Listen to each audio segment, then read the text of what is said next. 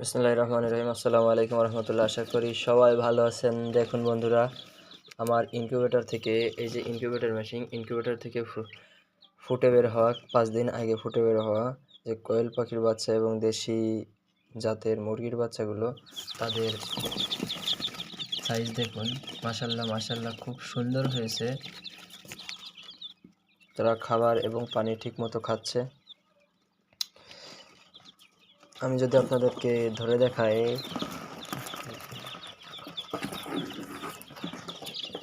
দেখুন একটা কোয়েল পাখির বাচ্চা, এটা দেখুন কত বড় হয়ে গেছে।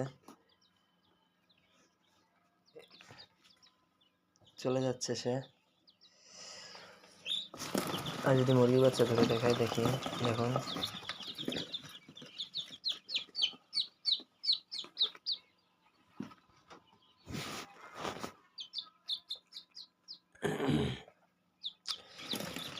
আলহামদুলিল্লাহ, খুব সুন্দর আছে তারা।